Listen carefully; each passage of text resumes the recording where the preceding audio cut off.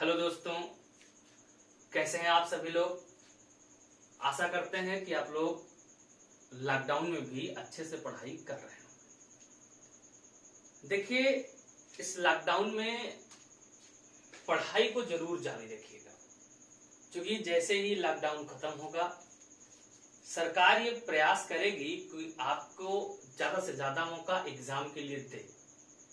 जैसे अभी यूपीएससी का प्रीलिम्स जो कि 31 मई को था, संभवता है कि 31 मई कोई पेपर ना हो करके अगली कोई डेट इसके लिए सुनिश्चित की जाए। जैसे 21 जून को यूपी पीएससी का प्रीलिम्स था, ये भी संभव है कि इसकी भी डेट हो सकता है आगे बढ़े या जो भी हो। अभी एकदम डिसाइड हम लोग नहीं कर सकते कि डेट 21 को रहेगी कि नहीं रहेगी, लेकिन लॉकडाउन को देखते ऐसा लगता है कि संभवतः डेट को बढ़ाना पड़े। लेकिन आपको क्या करना है, आपको तो 31 जून मान करके, अभी 31 में मान करके रिवीजन करना है, अच्छे से पढ़ाई करना है। जैसा कि हम लोगों ने भारत के भूगोल का एक अलग से सेशन शुरू किया, जिसमें हमने आपको भारत की ओरिजिन, हिमालय की ओरिजिन पूरा डिटेल में बता दिया है। उत्तर भारत का विशाल मैदान, यानी वो पूरी सीरीज हम लेके चल रहे हैं कि आपकी ज्योग्राफी, खास करके इंडियन ज्योग्राफी एकदम स्ट्रांग हो जाए। उसमें यूरोप कॉन्टिनेंट और साउथ अमेरिका भी हम लोगों ने डिटेल में पढ़ा है। आप लोगों में से कुछ साथियों ने ये बात की थी कि सर पॉलिटी के बारे में, इंडियन पॉलिटी के बारे में थोड़ा बहुत चर्चा कर लिया जाए। तो हम ये सोचते हैं कि जो भारतीय राज्य व्यवस्था है, इसके बारे में भी कुछ जानकारी हम लोगों को इकट्ठा करना चाहिए। अगर हम लोग भारतीय संविधान, भारतीय राज्य व्यवस्था की बात करें तो उसमें एक सबसे इंपॉर्टेंट सेगमेंट है, सबसे महत्वपूर्ण पहलू जो है वो है भारत के संवैधानिक विकास का इतिहास।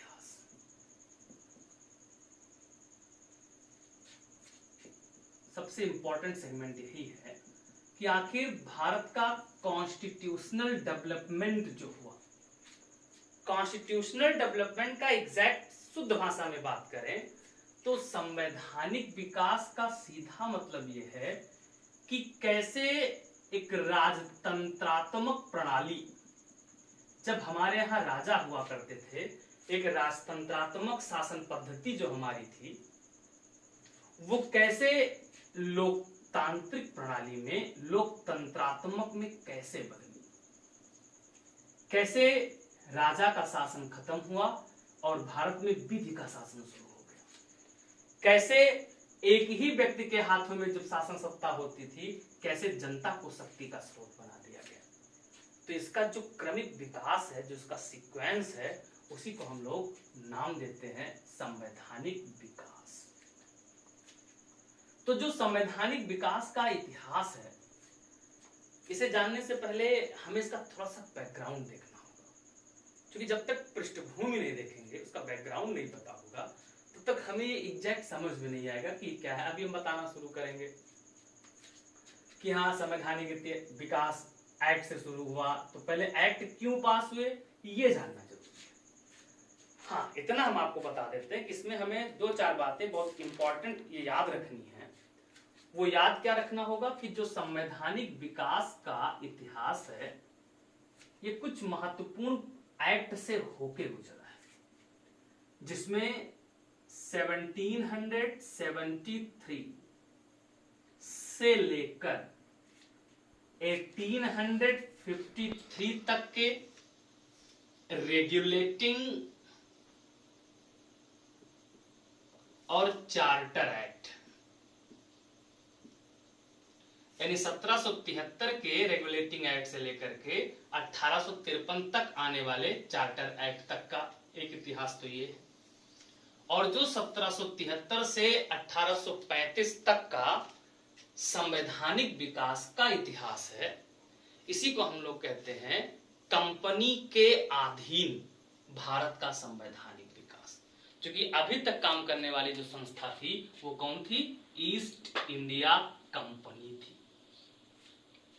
लेकिन हम सबको पता है कि 1857 में 1857 में जब गदर रिवोल्ट हुआ, गदर विद्रोह हुआ, तो इस गदर विद्रोह हो जाने के बाद ब्रिटेन की क्राउन ने, महारानी ने ईस्ट इंडिया कंपनी के भारत से अधिकार को खत्म कर दिया।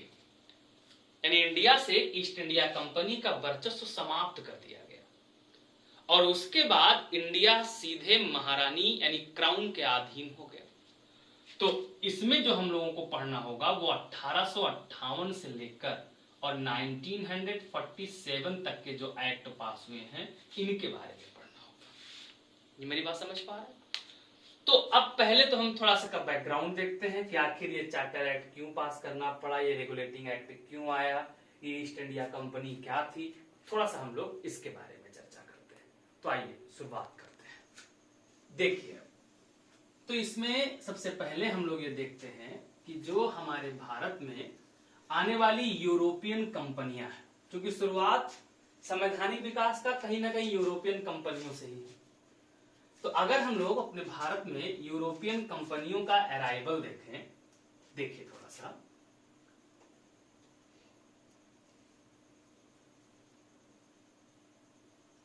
बस आपको समझ में आना चाहिए।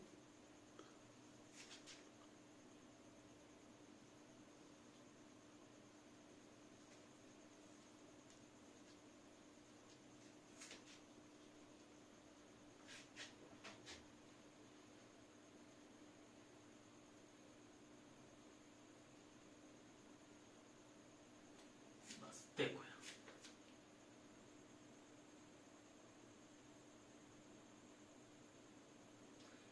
इसमें अगर हम लोग देखें तो इस मैप में हमने ये अपना भारत बनाया है, ये है इंडिया। यहां ये जो कॉन्टिनेंट आपको दिख रहा है ये है यूरोप। इस यूरोप में जो ये देश आपको दिख रहा है ये है पुर्तगाल, और यही पुर्तगाल से सबसे पहला नाविक, जिस नाविक का नाम है वास्को डिगामा, ये वास्को डिगामा सबसे पहले साउथ अफ्रीका पहुंचा और दक्षिण अफ्रीका में जिस स्थान पर वास्को डिगामा पहुंचा ये, इसी को हम लोग कहते हैं केप ऑफ गुड होप। क्या नाम देते हैं? तो इसी को कहा जाता है केप ऑफ गुड होप। तो जो ये केप ऑफ गुड होप है, इसको हिंदी में हम लोग कहते हैं उत्तम आशा अंतरीप। तो सबसे पहले Vasco da Gama Cape of Good Hope के रास्ते भारत आते हैं, और जब भारत पहुंचते हैं तो भारत में ये कहां पहुंचे? कालीकट। और जब कालीकट पहुंचते हैं यहां पर इनकी मुलाकात होती है जमोरिन से, और जब ये जमोरिन से मुलाकात करते हैं तो अरब सागर से कालीकट तक जब ये जाते हैं तो इनका एक नाविक के द्वारा सहयोग किया जाता है। उस नाविक का नाम था अब्दुल मनीक। अब एक सिंपल लाइन में पूरा बोल के हम बताते हैं आपको।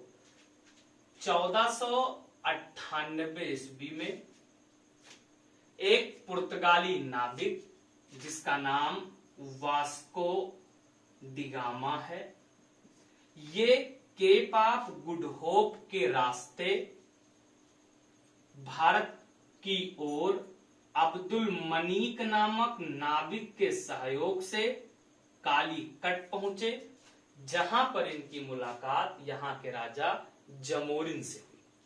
और जमोरिन से मिलने के बाद भारत और पुर्तगाल के बीच व्यापारिक संबंध स्थापित हो गए और जलीय मार्ग से, जल मार्ग से व्यापार का कार्य शुरू हो गया।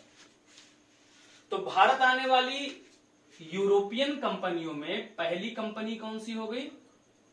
पुर्तगाली, यानी पहले पुर्तगाली है। पुर्तगालियों के आने के बाद दूसरे नंबर पे जो आते हैं, यहां ध्यान दीजिएगा, तो ये एक छोटा सा देश है और जो ये देश है, इस देश का नाम है नीदरलैंड या हालैंड कहते हैं। क्या बोलते हैं? नीदरलैंड या हालैंड कहते हैं। और इसी नीदरलैंड से जो भारत में आने वाली दूसरी कंपनी है, इस दूसरी कंपनी का नाम है डच। तो पुर्तगाली कब इंडिया आके पहुंचे थे? 1498 में। और डच इंडिया आकर के कब पहुंचते हैं? तो डच आके पहुंचते हैं 1602। कहां से थे ये? हालैंड से, नीदरलैंड से। उसके बाद ये है यूनाइटेड किंगडम, यूके। और इस यूके से जो कंपनी भारत आती है, ये भारत आने वाले हैं, तीसरे नंबर पर है अंग्रेज, जिनको हम लोग कहते हैं। कौन आता है? ब्रिटिशर्स आते हैं, अंग्रेज आते हैं। ये कहां के थे? यूके के। और इंडिया कब पहुंचते हैं? 1608 में। सबसे पहले कौन आता है? तो सबसे पहले आते हैं कैप्टन हॉकिंस। अभी बताएंगे पूरी कहानी। उसके बाद जो यूरोपियन कंपनी भारत में आती है, वो यूरोपियन कंपनी है, देखो ये छोटा सा देश है, इसका नाम है डेनमार्क। और इस डेनमार्क से जो यूरोपियन कंपनी भारत में आती है, इसी को कहते हैं हम लोग डेनिस। तो डेनिस कहां से थे? डेनमार्क से। और ये इंडिया आकर पहुंचते हैं 1616 में। और उसके बाद जो यूरोपियन कंपनी भारत आती है, वो ये है फ्रांस। और फ्रांस से जो आए वो कौन है? फ्रांसीसी, 1664। तो भारत में आने वाली जो यूरोपियन कंपनियां हैं, इनका जो सीक्वेंस है, अराइवल का इनका सीक्वेंस है, सबसे पहले है पुर्तगीज, उसके बाद है डच, डच के बाद है अंग्रेज, अंग्रेज के बाद है डेनिस, डेनिस के बाद है फ्रांसीसी। अब पुर्तगालियों ने अपनी पहली फैक्ट्री कहां लगाई, डच ने क्या किया, ये सारा बेसिक रूप से कॉन्सेप्ट है हिस्ट्री का, मॉडर्न इतिहास का। तो ये जब हम लोग मॉडर्न हिस्ट्री पढ़ेंगे तो वहां इसके आगे हम आपको पूरा डिटेल में बताएंगे। क्योंकि अभी हमें केवल संवैधानिक विकास देखना है, तो संवैधानिक विकास में सबसे पहले ये देखना होगा, ये डिटेल में देखना है, क्योंकि संवैधानिक विकास में, इतिहास में अंग्रेजों का योगदान है। ठीक है, तो हम अभी यहां डिस्कस करने के इसके बारे में जा रहे हैं, ब्रिटिशर्स के बारे में। लेकिन चूंकि अराइवल आपको याद रखना था, तो ये याद रखिएगा कि पुर्तगीज, डच, अंग्रेज, डेनिस और फ्रांसीसी, ये अराइवल का क्रम हो गया। तो अब अंग्रेजों के बारे में देखिए, शुरुआत करते हैं। हम लोग अंग्रेजों के बारे में डिटेल में देखते हैं। देखो, पहली चीज तो इसमें हम लोगों को ये याद रखना है कि 1600 ईस्वी में, 1600 एडी में, 1600 ईस्वी में, इस समय यहां की क्वीन थी ब्रिटेन की, जिनका नाम था एलिजाबेथ फर्स्ट। क्या कहते थे इनको? तो इनको बोलते हैं महारानी एलिजाबेथ फर्स्ट। और महारानी एलिजाबेथ फर्स्ट ने 1600 में अपनी राजाज्ञा दी, जिसको हम लोग नाम देते हैं, जिस नाम से उसको जानते हैं, उसे कहा जाता है चार्टर ऑफ 1600। 1600 का चार्टर, या हिंदी में बोलते हैं राजलेख। और इसी 1600 के राजलेख से, चार्टर से 31/12 सन 1600 में, कंफ्यूज मत होइएगा, 31 दिसंबर 1600 में ईस्ट इंडिया कंपनी की स्थापना की गई। किसकी स्थापना की गई? तो ईस्ट इंडिया कंपनी की स्थापना एलिजाबेथ फर्स्ट के समय में 31 दिसंबर सन 1600 ईस्वी में की गई। और इस ईस्ट इंडिया कंपनी को 15 वर्षों तक के व्यापार का अधिकार प्रदान कर दिया गया। जब ईस्ट इंडिया कंपनी बनाई गई थी, तो उस ईस्ट इंडिया कंपनी में कुल 217 भागीदार बनाए गए थे। कितने भागीदार बनाए गए थे? तो 217 भागीदार बनाए गए थे। और इसकी कुल पूंजी 30,133 पाउंड थी। कितनी पूंजी थी इसकी? तो इसकी टोटल कैपिटल थी, कुल पूंजी इसकी थी 30,133 पाउंड थी। ये बात समझ में आया? इस ईस्ट इंडिया कंपनी के लिए व्यवस्था कर दी गई थी कि जो ईस्ट इंडिया कंपनी होगी, इस ईस्ट इंडिया कंपनी में 1 + 1 + 24, यानी एक कौन था? गवर्नर, दूसरे कौन थे? डिप्टी गवर्नर, और 24 मेंबर को मिलाकर के 1 + 1 + 24, यानी 24 एक 25 एक 26 लोगों को मिलाकर के एक गवर्नर और उनकी काउंसिल बना दी गई थी। और इस गवर्नर और उनकी काउंसिल को, उनकी परिषद को कोर्ट ऑफ डायरेक्टर्स के अधीन कर दिया गया था, जिसको किस विषय में काम करना था? जिनको ईस्ट इंडिया कंपनी के रेगुलेशन के लिए काम करना था। इतनी बात एकदम समझ में? और फिर ईस्ट इंडिया कंपनी को चूंकि 15 साल तक व्यापार का अधिकार दिया गया, इसलिए इसके बाद ईस्ट इंडिया कंपनी ने दूसरे देशों में जाकर के व्यापारिक गतिविधियां प्रारंभ की। और इसी क्रम में, इसी सीक्वेंस में 1608 में, किस सन में? तो 1608 में ईस्ट इंडिया कंपनी की ओर से कैप्टन हॉकिंस, क्या नाम है? तो उनका नाम है कैप्टन हॉकिंस।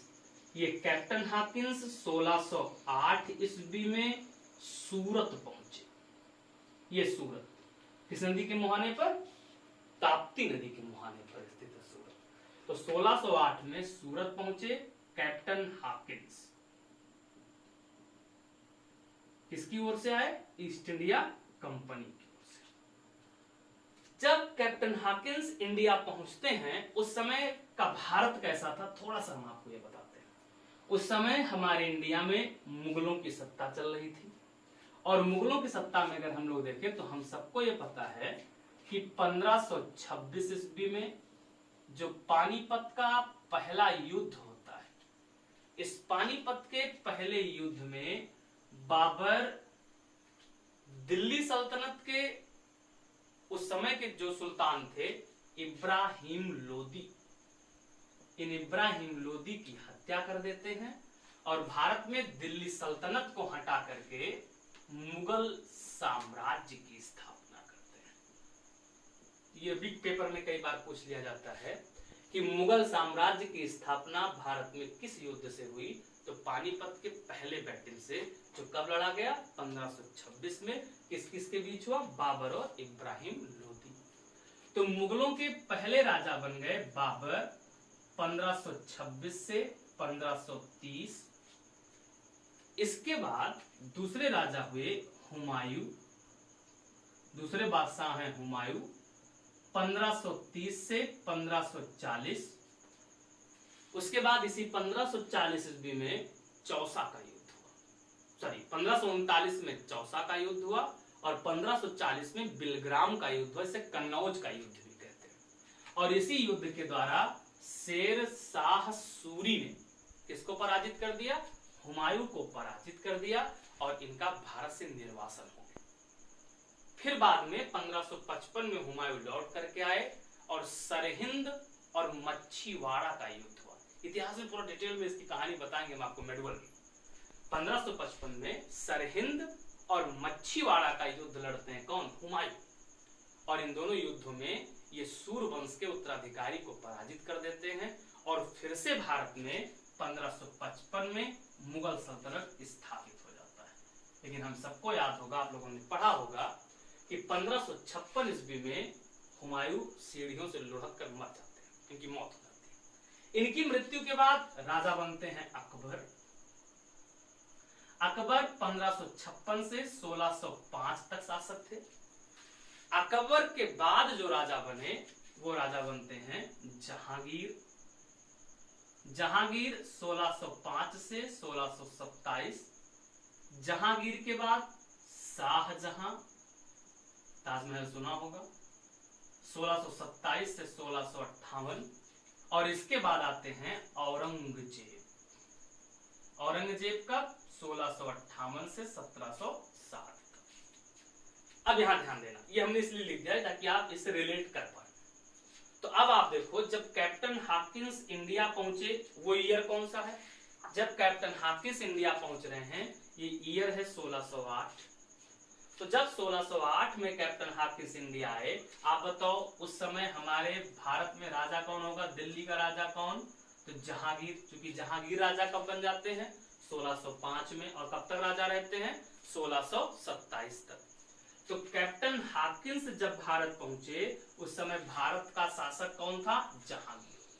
तो अगर भारत में व्यापारिक गतिविधियों को स्थापित करना है तो कैप्टन हॉकिंस को किससे मुलाकात करनी पड़ेगी? जहांगीर से। और याद होगा आपको कि उस समय मुगल शासक प्रायः कहां बैठा करते थे? तो उस समय मुगल शासक आगरा में रहते थे, इसीलिए ये सूरत से कहां पहुंच गए? आगरा। और आगरा पहुंच करके कैप्टन हॉकिंस ने किससे मुलाकात कर ली? जहांगीर से। और जहांगीर से मुलाकात कर लेने के बाद इन्हें भारत में व्यापार करने के अधिकार प्राप्त हो गए।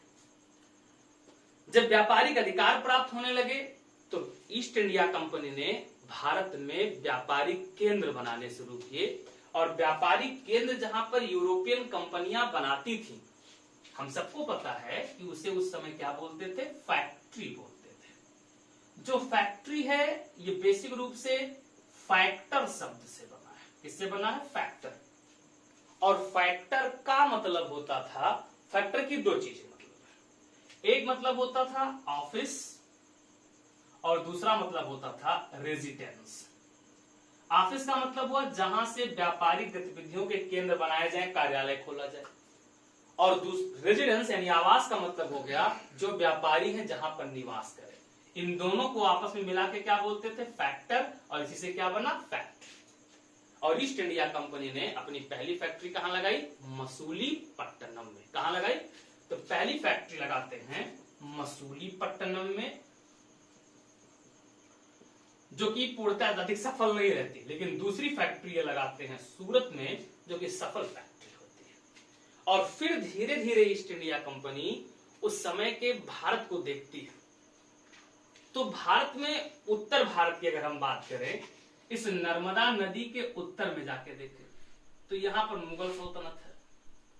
दक्षिण भारत में आके देखें तो यहां पर मुगल सल्तनत बार बार ये प्रयास कर रहा है कि दक्षिण भारत पर हम अधिकार कर लें। थोड़ा सा जब आप मेडुअल हिस्ट्री पढ़ोगे तो उसमें आपको पता चलेगा कि दक्षिण भारत को अपने अधिकार में लाने का प्रयास शुरू किया जाता है खिलजी के द्वारा। और सबसे पहले शुरुआत किसके द्वारा किया जाता है? जलालुद्दीन खिलजी के द्वारा। क्योंकि जलालुद्दीन खिलजी के द्वारा ही अपने भतीजे अलाउद्दीन खिलजी को देवगिरी अभियान के लिए भेजा जाता है। जब वो देवगिरी पर अभियान करता है, आक्रमण करता है, देवगिरी मतलब आज के महाराष्ट्र का कुछ क्षेत्र, और यहीं पर अभियान करके जब वो लौट के जाता है तो जलालुद्दीन की हत्या करता है, फिर राजा बनता है। वो इतिहास में हम लोग देखेंगे। कहने का सिर्फ मतलब यह है कि मेडुअल में भी अगर हम चले जाएं तो जो दक्षिण भारत था ये अलग अलग भागों में बटा हुआ था। उत्तर भारत के राजा दक्षिण भारत पर अधिकार नहीं कर पा रहे थे, और दक्षिण भारत के राजा के अधिकार में उत्तर भारत नहीं हुआ करता। हाँ, इस बात के कई सारे प्रमाण हैं। एक प्रमाण आपको एंशियंट में भी मिलेगा कि दक्षिण भारत के चालुक्य वंश के राजा पुलकेशिन सेकंड, क्या नाम था? पुलकेशिन सेकंड, चालुक्य वंश के राजा। चालुक्य वंश के राजा पुलकेशिन सेकंड ने, ऐसा उल्लेख मिलता है कि उन्होंने थानेश्वर के या कह दो कन्नौज के राजा हर्षवर्धन को युद्ध में पराजित किया था। तो कहीं ना कहीं उत्तर भारत और दक्षिण भारत में भी आपसी द्वंद्व हुआ करते थे। फिर दक्षिण भारत के जो राजा हैं वो आपस में द्वंद्व किया करते थे। तो इसलिए उस समय के भी अगर हम भारत को देखें तो कोई एक ऐसा बड़ा राजा नहीं था जो पूरे भारत को हैंडल करता हो। ऐसा कोई राजा नहीं था। हाँ, ये बात जरूर है कि मुगलों की सत्ता अधिकांश भागों में फैली हुई थी और वे दक्षिण भारत को विजित करने का बार बार प्रयास कर रहे थे। ये मेरी बात समझ में? इसके लिए प्रयास अकबर ने भी किया, जहांगीर ने भी किया, शाहजहां ने भी किया, औरंगजेब पूरा जीवन दक्षिण भारत को जीतने में लगा रहा, वो अलग बात है। लेकिन पूर्ण रूप से अधिकार नहीं कर पाए। अधिकार कर भी लिया तो कुछ समय बाद अधिकार खत्म हो जाता था। जैसे राजा उत्तर भारत में आया, यहाँ अधिकार खत्म हो जाता था। वो हम लोग रीजन इसका देखेंगे जब इतिहास पढ़ेंगे। अभी सिर्फ इतना आपको याद रखना है कि अब जब दक्षिण भारत पर यानी मसूलीपट्टनम की चाहे हम बात कर लें, चाहे सूरत की बात कर लें, अब ये सारे क्षेत्र कहाँ के हैं? साउथ इंडिया के। तो साउथ इंडिया के होने के कारण अभी बहुत ज्यादा अधिकार मुगलों का इनके ऊपर नहीं हो सकता था। हाँ, सूरत पर अधिकार मुगलों का था, लेकिन सूरत में और सारी यूरोपीय कंपनियां भी थी, पुर्तगाली भी सूरत में थे। बात नहीं समझ पा रहे? तो मतलब सिर्फ ये है कि अभी चूंकि कोई केंद्रीय सत्ता ना होने के कारण यूरोपियन कंपनियों को भारत में अपने विकास करने के ज्यादा स्कोप दिखे, और इसका लाभ उठाने का प्रयास भी ईस्ट इंडिया कंपनी ने भी किया। अब जब ईस्ट इंडिया कंपनी इसका प्रयास कर रही है तो इस सीक्वेंस में वो इंडिया में आकर के, भारत में आकर के, और यहां पर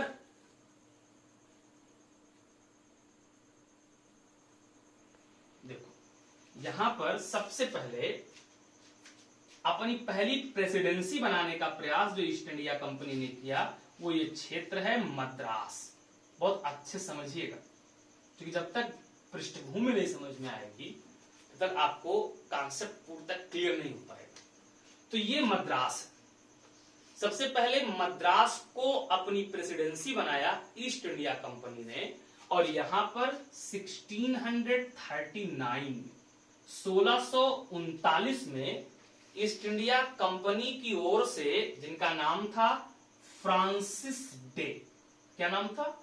जिनका नाम है फ्रांसिस डे, तो फ्रांसिस डे ने 1639 में मद्रास को चंद्रगिरी के राजा से पट्टे पे ले लिया। कहां के राजा से? चंद्रगिरी के राजा से पट्टे पे ले लिया। और इसके बाद तो मद्रास मिल जाने के बाद अब देखो यहां ये है बंबई। ये क्षेत्र कौन सा है? बंबई का क्षेत्र है। बंबई बेसिक रूप से बंबई का कुछ भाग पुर्तगालियों के अधिकार में था, और जब बंबई का कुछ भाग पुर्तगालियों के अधिकार में था तो 1661 की बात है, 1661 की बात है, 1661। इस 1661 में ब्रिटेन के, यूके के राजा थे चार्ल्स सेकंड, और चार्ल्स सेकंड का विवाह पुर्तगाल की राजकुमारी थी, पुर्तगीज प्रिंसेस थी, उनका नाम था कैथरीन ब्रेग्रांजा। तो कैथरीन ब्रेग्रांजा के साथ या चार्ल्स सेकंड के साथ इन दोनों का विवाह हो गया, और जब इन दोनों लोगों ने विवाह किया तो विवाह हो जाने के बाद पुर्तगाल के राजा ने चार्ल्स सेकंड को दहेज में बंबई दे दिया। तो बंबई इनको कब प्राप्त हो गया? 1661 में। तो मद्रास मिल चुका है, बंबई मिल चुका है। अब बारी किसकी है? कलकत्ता। देखो ये है कलकत्ता, हुगली नदी के किनारे। तो जो ये कलकत्ता आपको दिख रहा है, इस कलकत्ता में, कलकत्ता को बसाने का काम जॉब चारनाक ने किया। 1690 में जॉब चारनाक ने गोविंदपुर, सूतानाती और कालीकट को आपस में मिला करके, कालीकाता को आपस में मिला करके कलकत्ता की स्थापना कर दी। तो अब आपको एक बात एकदम क्लियर याद रखना है, एक्ट समझने के लिए इन तीनों बातों को याद रखना बहुत जरूरी है। यानी ईस्ट इंडिया कंपनी की भारत में, मद्रास में प्रेसिडेंसी है, बंबई में प्रेसिडेंसी है, और कलकत्ता में प्रेसिडेंसी है। इतना याद रहेगा ना एकदम। यानी अधिकार में क्या क्या हो गया? कलकत्ता, मद्रास, बंबई। ज्यादा डोमिनेंट होने वाला कौन है? तो ज्यादा डोमिनेंट होगा अभी कलकत्ता। आप देखो इसके बाद अगर हम देखें तो ये तीनों प्रेसिडेंसी इनकी हो गई। अब जब ये तीनों प्रेसिडेंसी बन गई, ईस्ट इंडिया कंपनी भारत में आ गई, उसने कलकत्ता, बंबई और मद्रास को अपनी प्रेसिडेंसी बना लिया। तो प्रेसिडेंसी बना लेने के बाद धीरे धीरे ईस्ट इंडिया कंपनी ने भारत में व्यापार के साथ साथ अब भारत में प्रशासन करना शुरू किया। तो कैसे व्यापार के साथ साथ प्रशासन करने का प्रयास किया? देखो, इसके लिए हम लोग ये देखते हैं कि ये है कलकत्ता, समझिएगा थोड़ा ध्यान से, ये है कलकत्ता। जब 1707 ईस्वी में 1707 मुगल बादशाह औरंगजेब की मृत्यु हो जाती है, तो औरंगजेब की मृत्यु हो जाने के बाद, औरंगजेब की मृत्यु के बाद डाउनफॉल ऑफ मुगल प्रारंभ हो गया, यानी मुगलों का पतन प्रारंभ हो गया।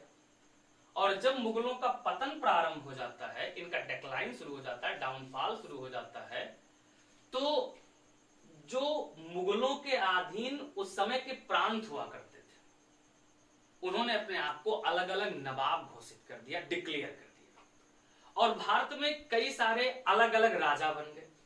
उन्हीं राजाओं में से जो बंगाल का क्षेत्र था, इस बंगाल के नवाब ने भी स्वयं को मुगलों से अलग घोषित करते हुए, अलग करते हुए अपने आप को राजा घोषित कर दिया और स्वयं बंगाल के नवाब बन बैठे।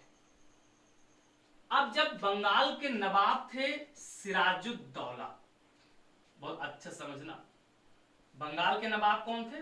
जब बंगाल के नवाब थे सिराजुद्दौला, तो सिराजुद्दौला के समय में ईस्ट इंडिया कंपनी अपने प्रेसिडेंसी के चारों ओर इसको फोर्टिफाइड कर रही थी, यानी इसको दुर्गीकृत कर रही थी, फोर्ट बना रही थी। फोर्ट का मतलब होता है चारदीवारी बना देना, दुर्ग बना देना, तो वो दुर्ग बना रही थी। तो जब दुर्ग बना रही थी तो नवाब ने, यानी बंगाल के नवाब सिराजुद्दौला ने इसका विरोध किया और अपने मैसेंजर भेजे, अपने दूत भेजे और कंपनी को रोका। कंपनी नहीं मानी, और जब कंपनी नहीं मानी तो ऐसा माना जाता है कि कंपनी जब नहीं मानती है तो सिराजुद्दौला के द्वारा ईस्ट इंडिया कंपनी पर आक्रमण कर दिया गया। और आक्रमण जब किया गया तो बंगाल के नवाब के हाथों कंपनी पराजित हो गई, इसके लोग पराजित हो गए और ये लोग भाग करके बंगाल की खाड़ी में एक द्वीप है फुल्टा द्वीप। कौन सा द्वीप है? तो उस द्वीप का नाम है फुल्टा द्वीप। उस फुल्टा द्वीप पर भाग गए। यहीं पर कुछ इतिहासकार ये मानते हैं, खास करके ब्रिटिशर्स जो हिस्टोरियन है, इतिहासकार है, वो ये मानते हैं, उनका ये मानना है कि सिराजुद्दौला ने कुछ ईस्ट इंडिया कंपनी के वर्करों को गिरफ्तार करवा लिया। ऐसा माना जाता है कि 146 वर्कर अरेस्ट कर लिए और गिरफ्तार कर लेने के बाद इनको बंगाल की एक कोठरी में, एक कमरे में बंद कर दिया गया। और बंद किया गया, वो डेट था एग्जैक्ट संभवतः 20-21 जून की रात थी, और उसी रात को इनको बंद कर दिया गया, जिसके कारण ओवर सफोकेशन होने का, कमरा बहुत छोटा था, ओवर क्राउडेड हो गया, 146 लोग भर दिए गए, जिसके कारण 123 लोगों की उसमें मृत्यु हो गई। और इसी को इतिहास में नाम दिया जाता है ब्लैक होल ट्रेजेडी। क्या बोलते हैं? इसी को कहते हैं black hole tragedy. Black hole tragedy का मतलब हो गया काल कोठरी की दुर्घटना। क्या मान देते हैं? काल कोठरी की दुर्घटना। अब कुछ इतिहासकार इस ब्लैक होल ट्रेजेडी का विरोध भी करते हैं, कुछ इतिहासकार इसको एक्सेप्ट करते हैं, जो भी रहा हो फिलहाल। लेकिन ऐसा माना जाता है कि इसी ब्लैक होल ट्रेजेडी के आधार पर अब ईस्ट इंडिया कंपनी सिराजुद्दौला से बदला लेने की सोचती है और ईस्ट इंडिया कंपनी की ओर से बंगाल में अपॉइंट होकर के आते हैं रॉबर्ट क्लाइव। याद रखना, इसमें हम आपको सारे गवर्नर भी बताते चलेंगे। तो संवैधानिक इतिहास क्लियर करते करते 1947 पहुंचते पहुंचते हम आपको सिराज गोपालाचारी तक पहुंचा देंगे, स्वतंत्र भारत के पहले भारतीय गवर्नर तक ले चलेंगे। बात समझ पा रहे हैं? तो अब रॉबर्ट क्लाइव को ईस्ट इंडिया कंपनी ने कहां अपॉइंट किया? तो रॉबर्ट क्लाइव को ईस्ट इंडिया कंपनी ने बंगाल में अपॉइंट कर दिया। जब रॉबर्ट क्लाइव आते हैं 1757, तो रॉबर्ट क्लाइव के द्वारा सबसे पहले ये प्रयास किया गया, ये एफर्ट किया जाता है कि कैसे भी करके हम सिराजुद्दौला को पराजित करें। इसके लिए रॉबर्ट क्लाइव सिराजुद्दौला के जो प्रतिद्वंदी हैं उनको अपनी ओर मिलाने का प्रयास करते हैं और इसमें मीर जाफर किसके ओर आके मिल जाते हैं, रॉबर्ट क्लाइव से आकर के मिल जाते हैं। और मीर जाफर जो कि सिराजुद्दौला के प्रधान सेनापति में शामिल थे। जब मीर जाफर रॉबर्ट क्लाइव की ओर मिल जाते हैं तब रॉबर्ट क्लाइव और सिराजुद्दौला के मध्य 1757 में प्लासी का युद्ध हुआ। कौन सा युद्ध हुआ? प्लासी का युद्ध होता है। और प्लासी के युद्ध की एग्जैक्ट अगर हम बात करें तो प्लासी का युद्ध नहीं है, वो एक प्रकार का धोखा है। प्लासी के युद्ध में जब सिराजुद्दौला के साथ धोखा हो गया तो धोखा देकर के रॉबर्ट क्लाइव ये युद्ध विजित हो गया, जीत गया। और जीत जाने के बाद रॉबर्ट क्लाइव ने मीर जाफर को बंगाल का नवाब बना दिया और मीर जाफर राजा बन गए।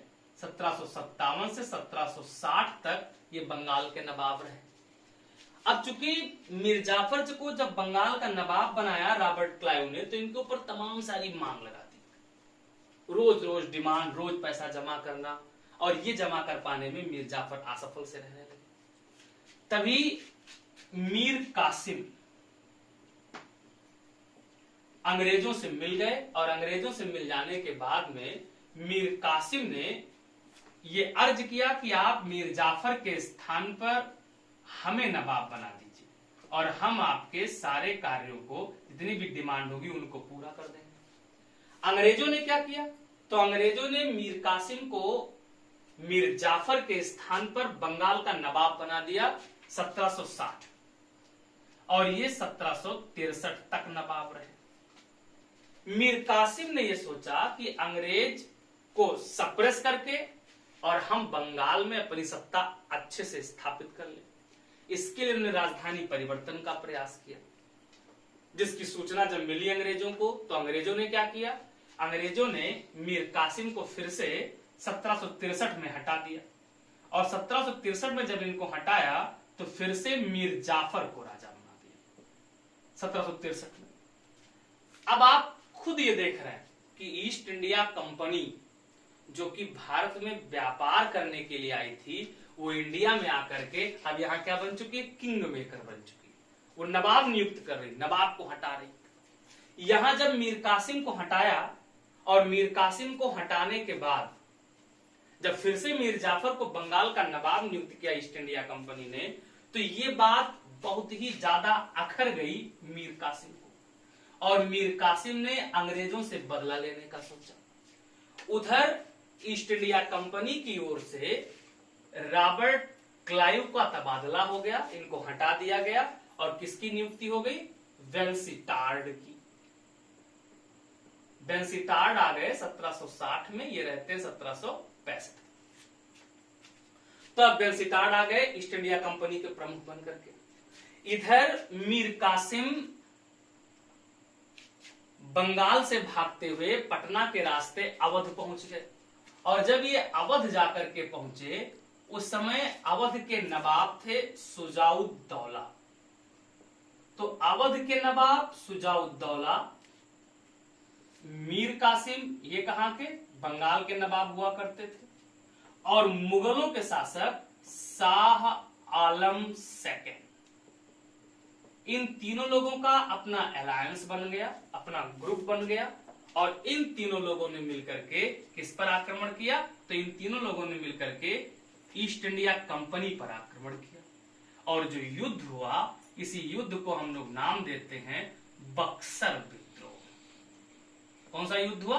बक्सर का युद्ध हुआ 1764 और जब बक्सर का विद्रोह होता है 1764 ईस्वी में तो एक तरफ सुजाउद्दौला, मीर कासिम और शाह आलम सेकंड है और दूसरी ओर कौन है? तो दूसरी ओर है east India company. East India company की ओर से युद्ध कौन करता है? तो इसके सेनापति, और इसके सेनापति का नाम होता है हेक्टर मुनरो। विक्टर मुनरो ने इन तीनों को बुरी तरह से पराजित कर दिया। और कौन सा युद्ध जीत गए? तो ये बक्सर का विद्रोह, बक्सर का युद्ध भी कौन जीत लेता है? East India company. और अब जब ईस्ट इंडिया कंपनी बक्सर का युद्ध विजित करती है तो यहीं से ईस्ट इंडिया कंपनी बंगाल में अप्रत्यक्ष रूप से शासन पद्धति में हस्तक्षेप करना शुरू करती है, क्योंकि फिर से 1765 में रॉबर्ट क्लाइव फिर से बंगाल का प्रमुख, ईस्ट इंडिया कंपनी का प्रमुख बन के आया और ये 1676 में जाता है।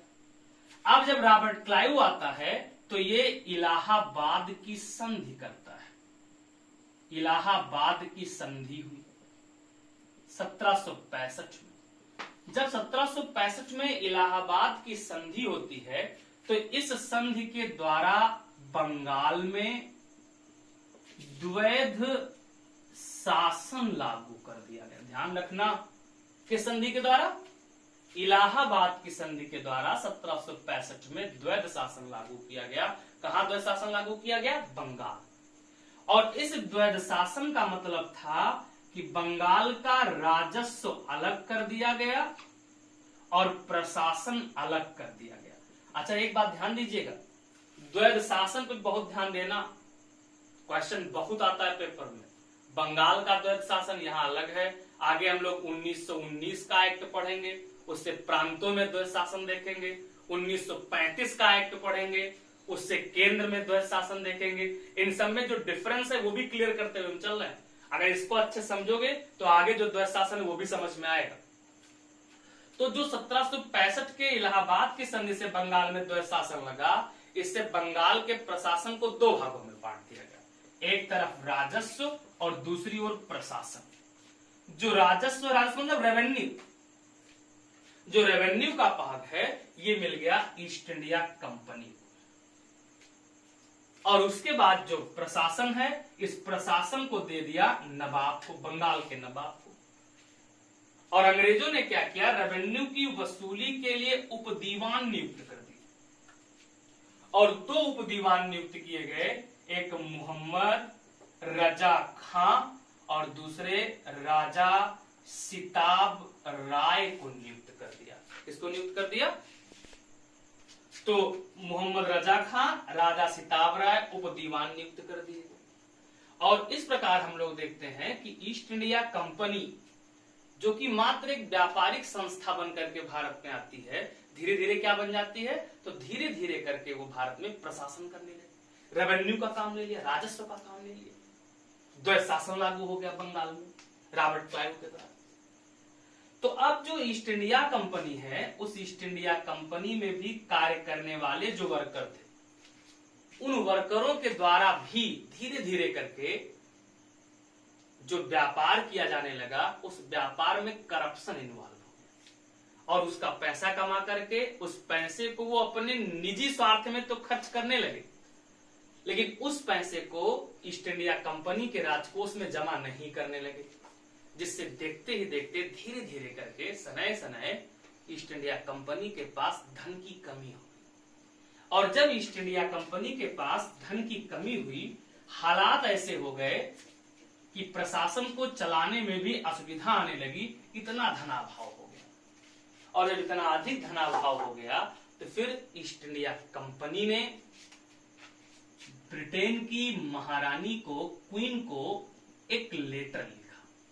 और जब ब्रिटेन की महारानी को चिट्ठी लिखा तो उस लेटर में धन की मांग की गई।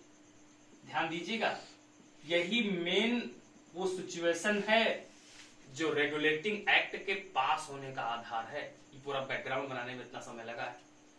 तो अब जो धन की मांग किया, जब महारानी से ईस्ट इंडिया कंपनी ने लेटर लिखा, तो महारानी ने इसकी पूरी सूचना उस समय के प्रधानमंत्री, ब्रिटेन के प्रधानमंत्री लॉर्ड नॉर्थ को दी। और लॉर्ड नॉर्थ की अध्यक्षता में एक सीक्रेट कमेटी बनाई गई, गुप्त समिति बनाई गई। और जो गुप्त समिति, ध्यान रखना बहुत इंपॉर्टेंट फैक्ट है, जो गुप्त समिति बनाई गई, इसी गुप्त समिति की सिफारिश पर, किसकी सिफारिश पर? तो इसी सीक्रेट कमेटी की सिफारिश पर 1773 में, किस सन में, 1773 में रेगुलेटिंग एक्ट पास किया गया। यानी ईस्ट इंडिया कंपनी को विनियमित करने का, रेगुलेट करने का अधिकार किसको प्राप्त हो गया? ब्रिटेन की संसद को प्राप्त हो गया। और कौन सा एक्ट पास हुआ? 1773 का रेगुलेटिंग एक्ट पास हुआ।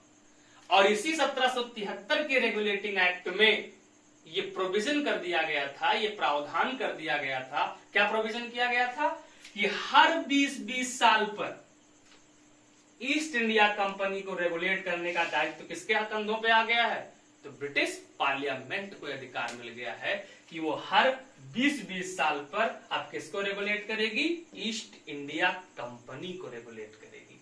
इसीलिए अगर पहला रेगुलेटिंग एक्ट 1773 में आया तो अगला कब आया होगा? 1813। फिर अगला कब? 33। फिर अगला कब? 1853। फिर इसके बाद अभी हमने आपको बताया कि 1857 का गदर विद्रोह हो गया। तो अब 1773 का रेगुलेटिंग एक्ट क्या है, उससे क्या क्या प्रोविजन किए गए, और फिर उत्तरोत्तर उसमें कैसे सुधार किया गया, इन सारे विषयों पे हम लोग चर्चा अगली क्लास में करते हैं। क्योंकि बहुत लंबा सेगमेंट हो जाएगा तो असुविधा होगी आपको देखने। ये मेरी बात एकदम समझ में आई? तो इसके अगले सेगमेंट में हम लोग इस विषय पर चर्चा करते हैं कि इसमें क्रमिक रूप से विकास कैसे हुआ, और आज जो पार्लियामेंट्री सिस्टम हमको दिख रही, आज जो डेमोक्रेसी हमको दिख रहा है, वो कैसे एक डेवलप रूप में आया।